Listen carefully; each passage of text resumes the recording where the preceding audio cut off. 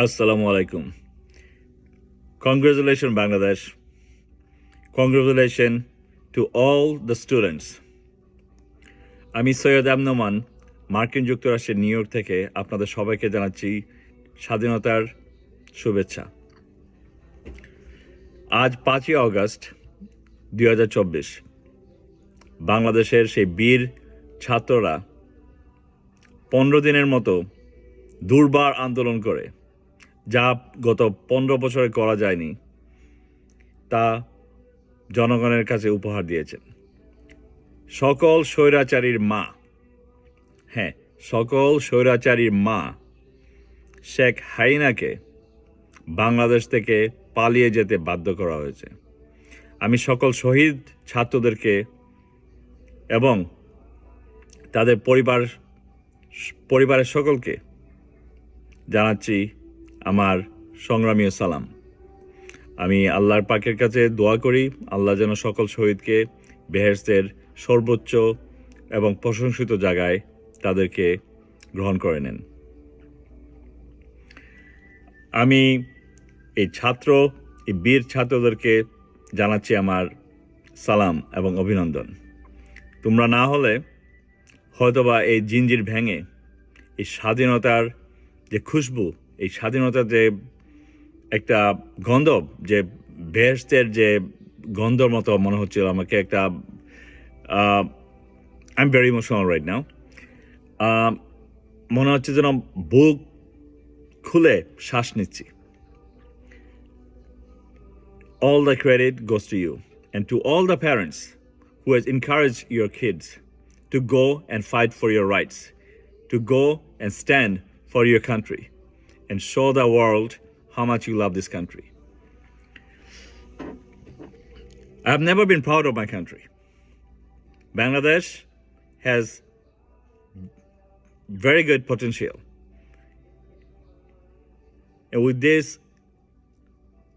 kids that has fought and giving us this new victory, আমি ওদেরকে salute জানাচ্ছি এবং আগামী প্রজন্ম যারা আসবে আমি বলবো তাদেরকে অনুসরণ করার জন্য।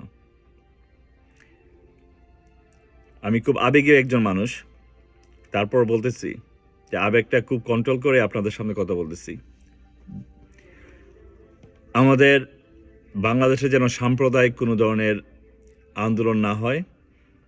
প্রত্যেক এলাকায় আমাদের হিন্দু ভাইদেরকে সবাই যেন প্রোটেকশন দেন, সব মন্দিরে গিয়ে সবাই যেন প্রোটেকশন দেন এবং বিশেষ করে আমার পৈলগ্রাম, হবিগঞ্জ সদরের পৈলগ্রামের সকল বীর ছাত্ররা যারা এই আন্দোলনে অংশগ্রহণ করতে গিয়ে আহত হয়েছে, আমি তাদের পরিবারের সবাইকে জানাচ্ছি সমবেদনা এবং আমি তাদের পাশে থাকবো ইনশাল্লাহ।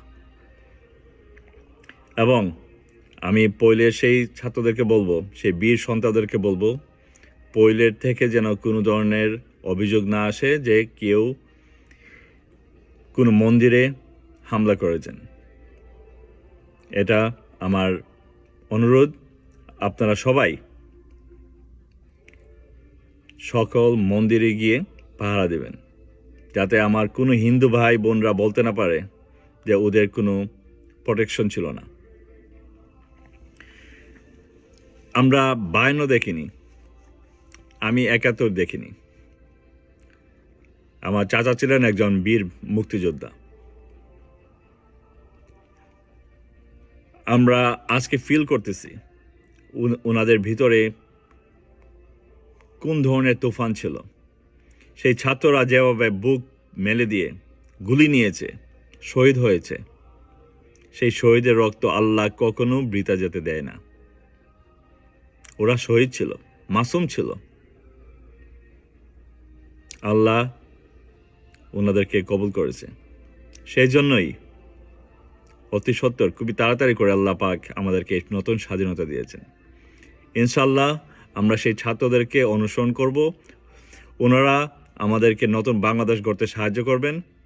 আমি জানি আমি ভালো বক্তৃতা দিতে পারি না এবং বক্তৃতা দেবার কোনো চেষ্টাও করতেছি না, শুধু শেয়ার করতে আসলাম আমার আবেগী এই সময়গুলা।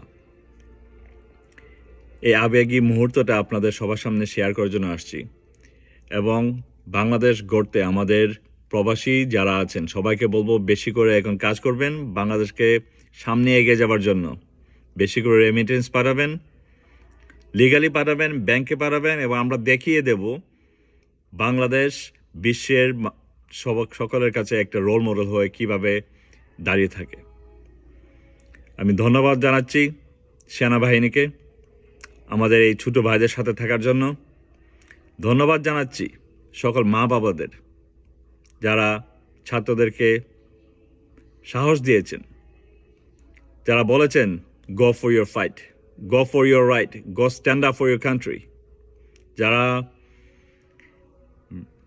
বাচ্চারা শহীদ হবে জেনেও ওনাদের কলিজার টুকরোদেরকে রাজপথে বের হওয়ার জন্য পারমিশন দিয়েছিলেন। আপনাদের সকলকে জানাই স্যালুট। বাংলাদেশ ভালো থাকুক, বাংলাদেশ সুস্থ থাকুক, বাংলাদেশ জনগণ ভালো থাকুক। ছাত্রছাত্রী ভাইদেরকে আমার লাল সালাম। বাংলাদেশ জিন্দাবাদ।